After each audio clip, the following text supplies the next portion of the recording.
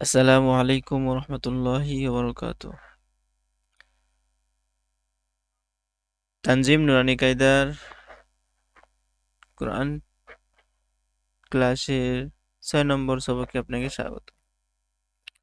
আমরা গত সবকে শিখেছিলাম সবক নং 5 মুরাক্কাব বা যুক্ত হরফের পরিচয় এবং হরফগুলো চিনেছি। এখন চিনব হরকত। হরকত কাকে বলে? হরকত এক জবর এক জের এক পেশকে বলে। হরকতের উচ্চারণ তাড়াতাড়ি করিয়া পড়িতে হয়। আলিফে জবর জের পেশ জজম হইলে আলিফকে হামজা বলে। এটা হচ্ছে এই কায়দার অন্তর্ভুক্ত না, তবে এই এই লেখাটা আমাদের জেনে থাকার জন্য এখানে দেওয়া হয়েছে।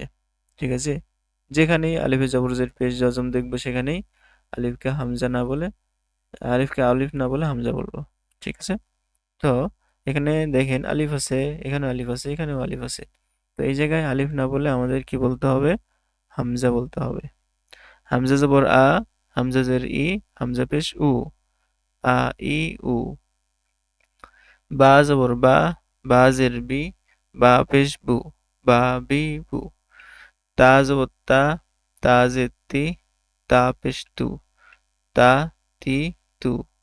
সা জবর সা, সা জের সি, সা পেশ সু, সা সি সু। জিম জবর জা, জিম জের জি, জিম পেশ জু, জা জি জু। হা জবর হা, হা জের হি, হা পেশ হু, হা হি হু। খ জবর খ, খ জের খি, খ পেশ খু, খ খি খু। দাল জবর দা, দাল জের দি, দাল পেশ দু, দা দি দু। জাল জবর জা, জাল জের জি, জাল পেশ জু, জা জি জু।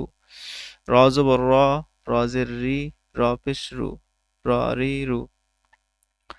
জা জবর জা, জা জের জি, জা পেশ জু, জা জি জু।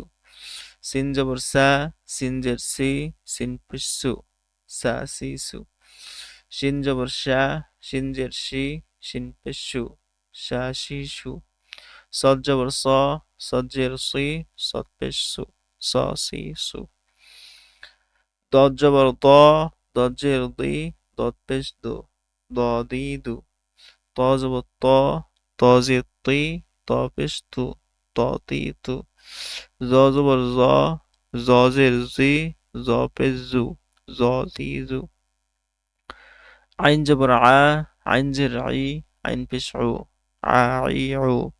গইন জবর গ, গইন জের গি, গইন পেশ গু, গ গি গু।